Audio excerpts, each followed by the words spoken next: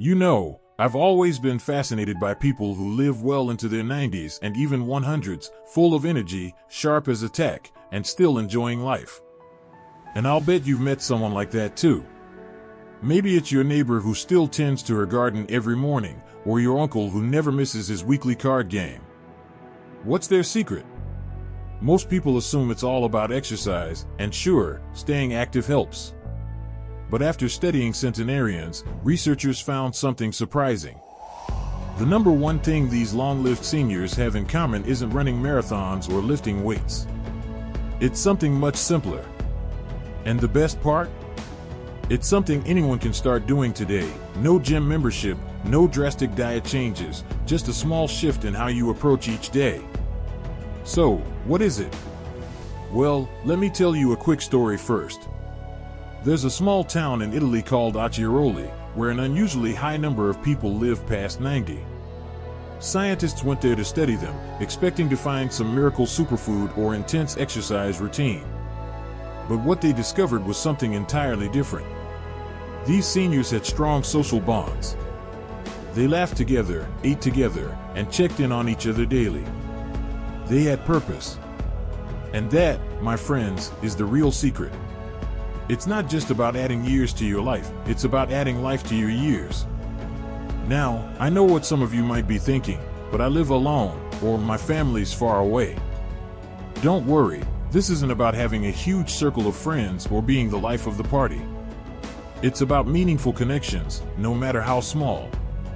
So today, we're going to talk about the number one habit that people over 70 do to live longer, happier lives, and how you can make it work for you, starting right now. The first key, a strong sense of purpose. You've probably heard the saying, if you don't use it, you lose it. Well, that applies to more than just muscles, it applies to your reason to wake up in the morning. Studies show that seniors with a strong sense of purpose live longer, have sharper minds, and even recover from illness faster. But what does purpose really mean? It doesn't have to be some grand mission.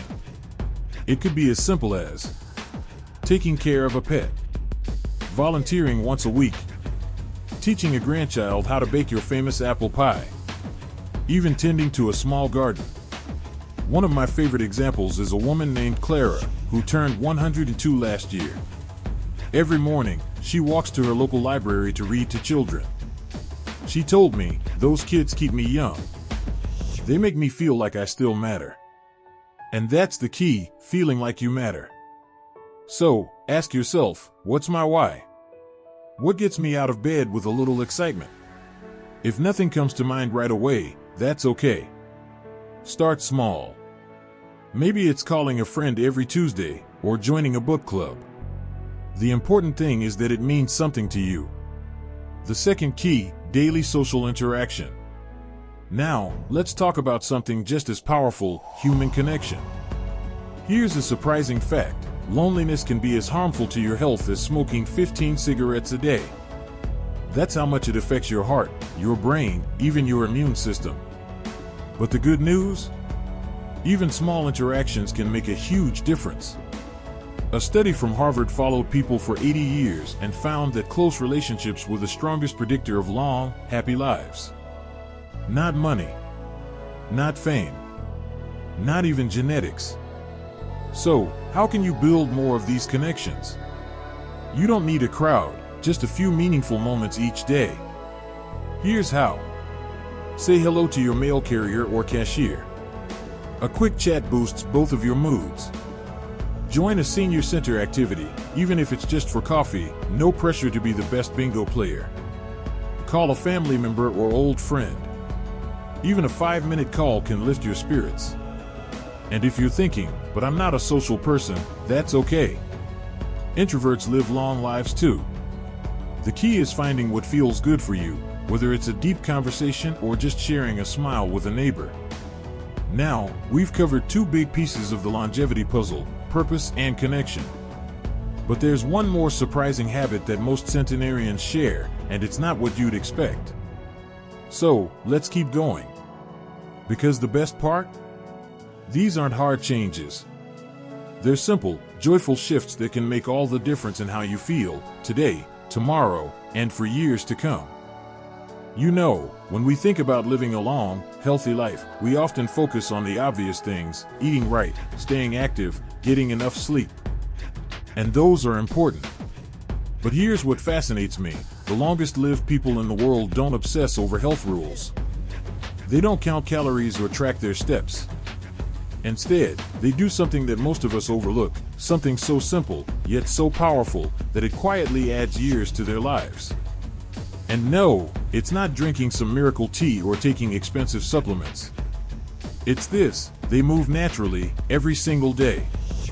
Now, before you think, oh, so would I ask about exercise? Hear me out. I'm not talking about hitting the gym or running marathons.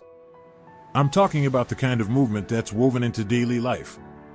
The kind that doesn't feel like a chore. Let me explain. The third key: natural movement, without exercising. Take a moment to think about how people lived 100 years ago. They didn't have treadmills or weight machines. But they were constantly moving, gardening, walking to the market, chopping wood, kneading bread.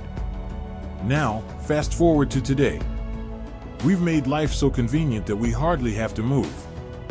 We drive everywhere. We order groceries online. We sit for hours watching TV. And that's the problem. Our bodies weren't designed to be still. They were designed to move, gently, frequently, and with purpose. That's why the healthiest seniors aren't the ones who force themselves to do grueling workouts. They're the ones who walk to the mailbox instead of driving, grow tomatoes in their backyard, get up to change the TV channel instead of using the remote, take the stairs when they can. Small things, but they add up. A study of Okinawans, some of the longest-lived people on Earth, found that they sit on the floor instead of chairs, so they're constantly getting up and down. That simple habit strengthens their legs and core without them even realizing it. So, how can you bring more natural movement into your life? Here's the best part: you don't need a plan. You don't need special equipment. Just ask yourself, how can I make today a little less convenient? Park farther from the store. Stand up and stretch during commercials. Cook from scratch instead of microwaving meals. If you're able, try sitting on the floor to read or watch TV, and practice getting up safely. The goal isn't to exhaust yourself. It's to keep your body engaged in little ways, all day long. The fourth key: the power of routine, but not rigidity. Now, here's something else I've noticed about people who live past 100. They have rhythms to their days. Not strict schedules. Not military precision. But gentle, comforting routines that give their lives structure, without stress. Think about it. When you wake up without a plan, the day can feel long and aimless. But when you have small rituals, morning coffee on the porch, an afternoon crossword, evening tea with a neighbor, you create anchors of joy. Science backs this up. Routines reduce anxiety, improve sleep, and even boost cognitive function. But, and this is important, centenarians don't let routines become ruts. They stay curious. They adapt. They find pleasure in small changes. So, how can you build a life-giving routine? Start with these 3 steps. 1. Morning momentum. Do one thing early that makes you feel accomplished, whether it's making your bed, watering plants, or writing in a gratitude journal. 2. Afternoon joy. Break up the day with something you genuinely enjoy, a hobby, a phone call, or even a short walk. 3. Evening ease. Wind down with a calming ritual, like listening to music or sipping herbal tea. The key is to keep it flexible. If you miss a day, no guilt. If you find a new interest, embrace it. Because longevity isn't about perfection. It's about engagement. Now, we've covered 4 powerful habits so far. Having a sense of purpose. Staying socially connected. Moving naturally. Creating a flexible routine. But there's one more thing, something so subtle, yet so transformative, that it might just be the secret sauce. And the beautiful part? It costs nothing. Takes no extra time.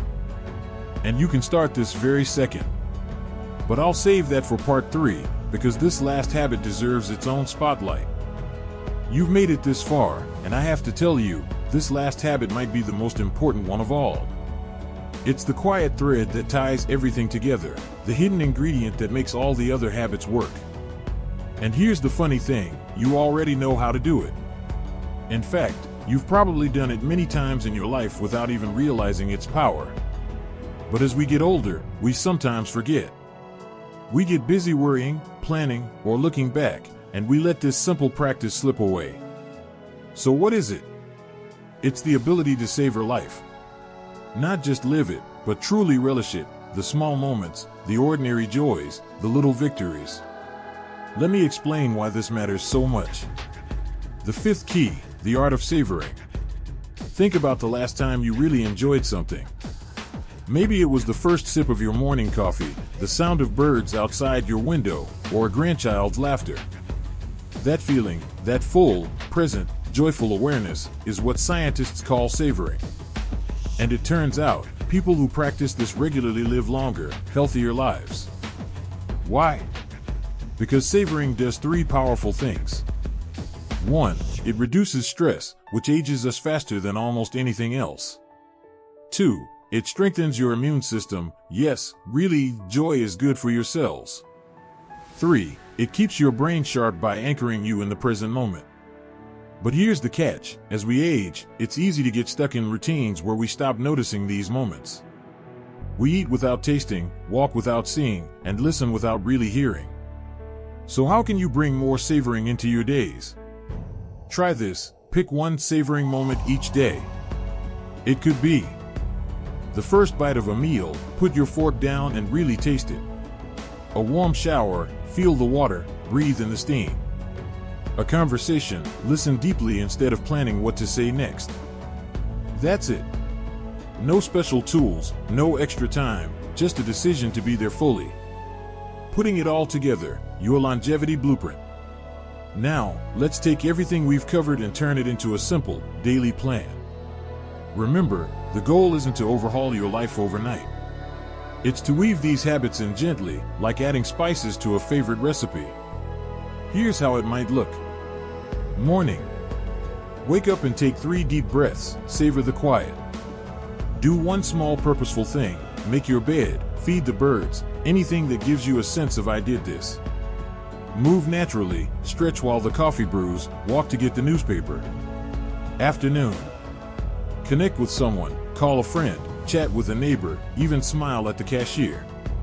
Break up sitting time, stand during TV ads, march in place for a minute, or walk around the house. Evening. Reflect on one good moment from your day, write it down or tell someone. Wind down with a calming ritual, tea, music, or looking at old photos. That's the magic formula, purpose plus connection plus movement plus routine plus savoring. A final thought, and your next step. If you take nothing else from this video, remember this, living to 100 isn't about doing everything perfectly. It's about doing a few simple things consistently and enjoying the journey. So here's my challenge for you today, pick one habit from this video to try. Just one. Maybe it's calling an old friend, planting some herbs, or simply sitting outside to really notice the clouds. Start small. Build slowly. And most importantly, enjoy the process.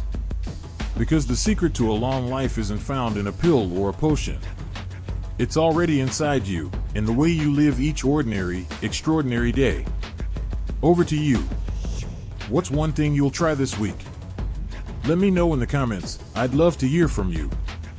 And if this video helped you, hit that like button and subscribe for more tips on living your best life at any age. Here's to your 100-year journey. May it be full of joy, connection, and countless small wonders.